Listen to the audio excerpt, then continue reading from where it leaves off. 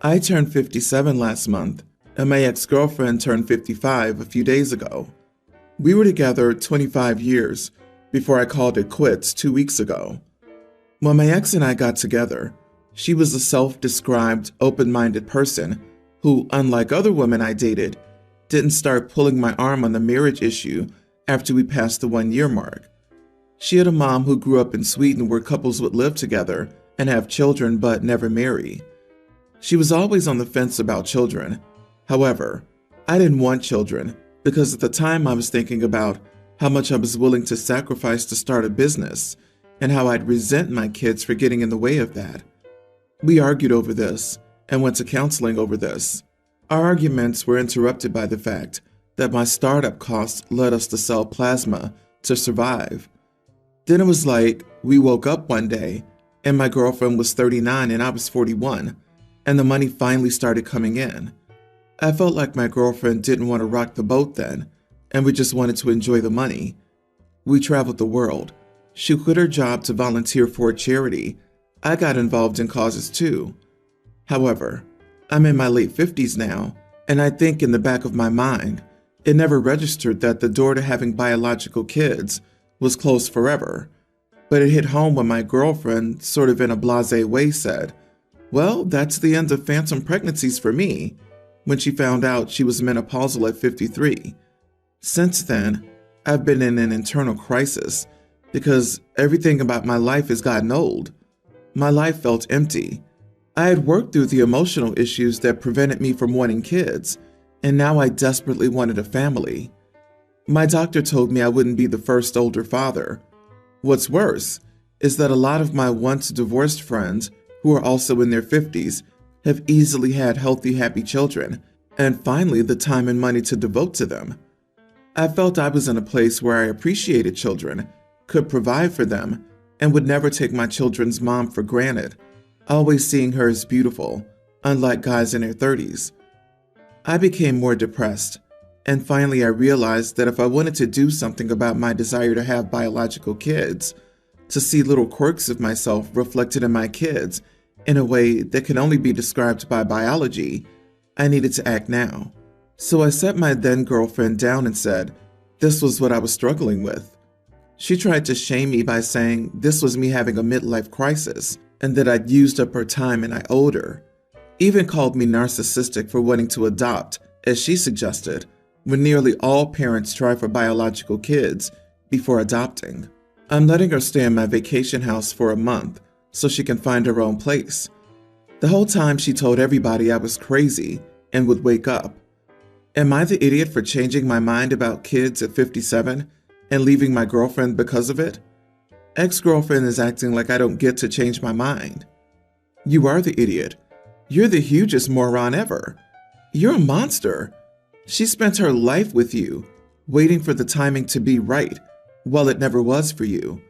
Now that you're old enough to be a grandpa, you've decided you want kids, and the woman who loved you and suddenly spent her life on your goals, dreams, and plans isn't good enough. I feel truly sorry for her. You've ruined her life, and you don't even care because it's all about you. Did I just read that this woman sold plasma for him and his startup business? And he manipulated her into staying with him, unmarried, and never giving her kids. And he's graciously giving her a month to get the heck out of his property? Wow. Just wow. Poor woman should have pressured him into marriage at least. He's kicking her out and probably leaving her with nothing after the humongous sacrifice she made for his cruel butt. What a piece of crap. I love how it's your vacation house and your business, yet she contributed as much as you did to these things. She sold her blood, dude, to get your business started. You're a real snake. If I was her, I'd sue the crap out of you, literally for half. Just to be clear, you're clearly not father material with what you just pulled. Finding someone and starting a relationship and planning for children will not be as easy as you think. He's gross for what he is saying, but what he isn't saying, I think, is probably even more gross. He's probably gotten some attention from someone much younger and is willing to flush a great relationship over it and grasped for a better reason. OP's girlfriend is right. He's wasted her time, and I wish I could hug her over what's happening to her. I sincerely hope the younger chick milks this guy for all he's worth and delays having a child until this guy is dead. At my 37 male mother's birthday dinner, my brother, 38, reached across the table to take an onion fritter off of my daughter's plate. My daughter protested. She said, "Hey, give that back," but wasn't screaming. Her volume was above conversational, but not any louder than most people would be in that situation. I asked my brother what was wrong with him, and he laughed. He said my kids are spoiled and have bad manners. My aunt said, "If you took food off my plate, I wouldn't yell about it," with an emphasis on yelling, implying she would do something else instead. My brother ate the fritter, and my daughter said, "Dad, he ate my bhaji. That one was mine." My dad waved down the waiter and asked for another order, and told my daughter they would be for her, and she was happy. My brother then said, "That's why my kids are spoiled." I said, "You would never take food off of an adult's plate." He only felt confident enough to do that because she's a kid. I said that was pathetic, and my toddler has better table manners than him. He said he wasn't the one who yelled at the table, and that I should be ashamed of letting my kids order so much on Dad's dime. I said no, he was the one who was stealing food at the table, which is way worse than a startled exclamation. He said I was raising my kids not to have social skills or to be able to handle disappointment. My mom told everyone to be quiet and not ruin her dinner, so I shut up. After dinner, my brother tried to talk to me, but I just told him to hush and ushered my wife and kids to the car. The main reason I think I might be an idiot is that this all happened during my mom's birthday dinner. At the moment, I felt I had to defend my daughter, but maybe I should have just ordered a replacement dish for her and not addressed the situation during the dinner. Was I the idiot? Nope, you defended your kid. Good for you. And maybe your brother felt confident he could act out because you were at your mom's dinner and everybody was supposed to behave, and he thought nobody would say anything. But your daughter knows what's right and what's wrong, and is young enough that the big social politeness thing didn't stop her at the moment. Good for you for backing her up. Not the idiot. What the heck? This is about as close to stealing candy from a baby as literally possible. He would never do this to an adult. I would start seating myself between him and my kids to prevent this kind of thing in the future. I'm sensing a golden child regarding your brother's dynamic there from your mom's reaction. Is your brother jealous of your tween or something? Because this doesn't seem like the behavior of a grown man. Teach your kids to aggressively poke their uncle with a fork if he tries that again. And when he freaks out, just say, "At least she didn't yell." Your brother is absolutely an idiot for stealing a kid's food and then saying they had bad manners for speaking up about it. My 22 female parents passed away recently and have left everything to me and my sister, tween. My parents were wealthy and set up a trust fund for my sister and me. I can get access to it now, but my sister has to wait until she's 21. My sister's going to a boarding school abroad, and I'm working abroad. We're initially from a Southeast Asian country. Our family home is extremely huge and unoccupied, as my parents have passed away. After discussing it with my sister, I decided to sell that house to help pay for her education. I don't want her to use her trust money because I believe it was set aside for her future after her studies, just like my parents did for me. My parents paid for my education, housing, etc. Since I just started working recently, I can't fully support my sister financially. We have 3 more houses, and I've decided to turn them into an Airbnb. The other 3 houses are just apartments and smaller than our main house. My sister and I have no plan to return to our home country, so I don't see the reason for keeping the house.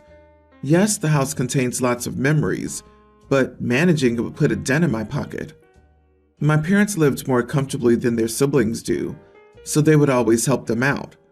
However, my relatives always took advantage of their kindness. They were incredibly mean to me and my sister growing up, so I don't have a good relationship with them. My mom had promised my cousin that she could have her engagement party at our place when she was young, around 6. We're Desi's, so the engagement party is going to be extravagant. There is no written agreement about this, and my mom never once brought this up.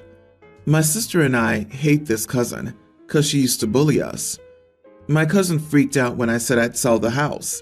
She told me to wait 7 more months before selling because she wanted to have her engagement party there.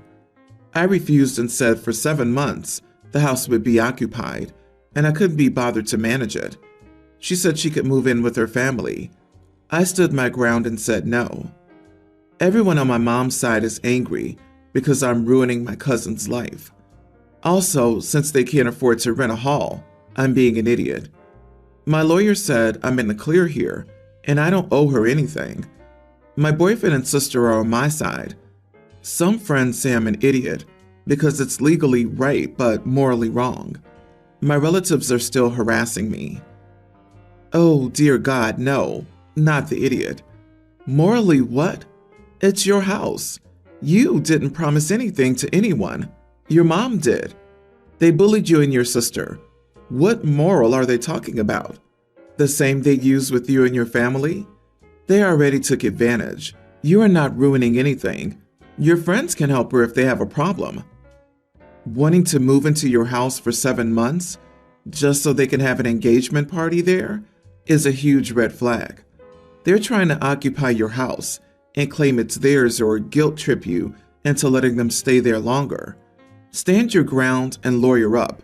Get buyers discreetly and sell the property before they break in and become squatters.